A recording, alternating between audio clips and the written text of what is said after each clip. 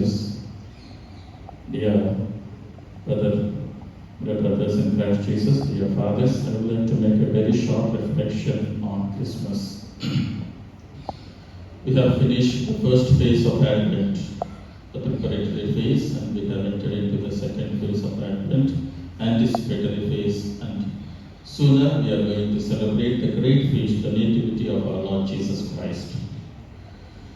Christmas is not new to us. We have been celebrating this right from our childhood, as an adult, as a teenager, as a seminarian, and for many years as a priest. But Christmas always comes with new message, new hope, and new direction. We say Bible is trans-historical. We cannot confine Bible to a particular time and history. Likewise, I would say, if it is not much exaggeration, the birth of Jesus, the incarnation is also trans-historical. We cannot confine the birth of Jesus to that particular time where Mother Mary gave birth to Jesus. Spiritually, he is born again and again. So he is very relevant today.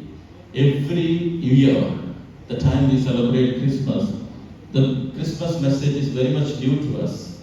It gives a different direction altogether. So, our devotion for Christ, the Messiah, and our understanding changes and improves gradually as we are celebrating this great event, the Christmas. I would like to give you a very short reflection, drawing from the ideas of Bishop Fulton Sheen, an American bishop of mid-20s, who is very much known for his talks, for his ideas, who is known for his TV shows and the radio ministry that he has done in his time. So very short reflection taking from him. No room at the inn. The saddest reality of Jesus' birth is that there is no room for him in the inn. So what is inn? Today, it is more or like the stay homes that we have, the lodges that we have of present time. So who stays in the inn? Or who are the people who really go to the inn? Are people who are popular, success in the worldly sense. But Jesus has no place in the inn because he has chosen not to be born in the inn, but in the stable. Savior is born in the stable. Stable is a place for the outcasts, for the ignored people, for the forgotten people. So we speak about kenosis, God becoming man. He has taken the form of human flesh, incarnation, not to be born in the inn, but to be born in the stable. So all might have thought, the people of Jewish time, they might have thought that Messiah will be born in the inn. But the Savior is born not in the inn, but in the stable where animals, cattle, man kingdom, human kingdom, animal kingdom, everybody gets united.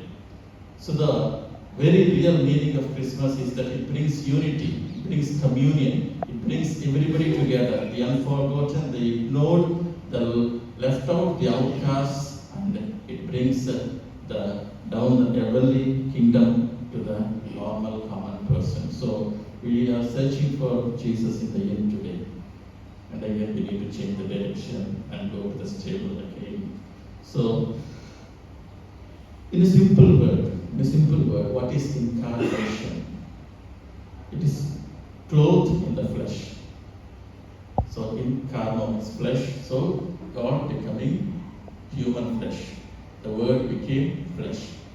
But for our simple understanding, the king who became a baby, the king who became a baby. Throughout the centuries we saw that a baby becomes a king. Somebody takes the human form. Somebody is born as a baby, and then in the history as they grew they become the king. But first time in the history, the king who became a baby. That's why Magi from the east, they stopped in Jerusalem. They asked this question, where is the one who has been born king of the Jews? They met the Herod to ask about the king of the universe who is born baby. Yeah, everybody searches for the king in the palace. So there is no wrong that these people have gone in search of the king of the universe, to the palace of Herod. They stopped there and asked him, where is the king? But this king has not taken place, or he is not born in the palace, but he took another form, that is to be born in the stable. We are all tempted to enter into the palace today. Again, we need to change our direction and go back to the manger to adore him.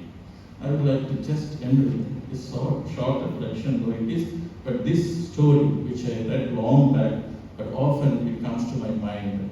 It's a beautiful story of Soren Kierkegaard, a great philosopher.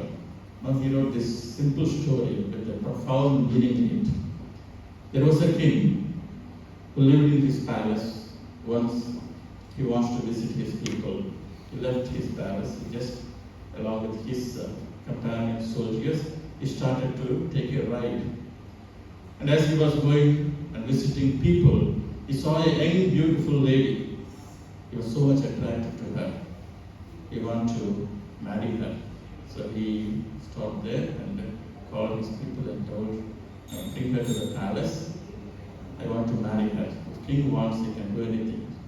So he called that beautiful lady to the palace, but that night he did not have proper rest.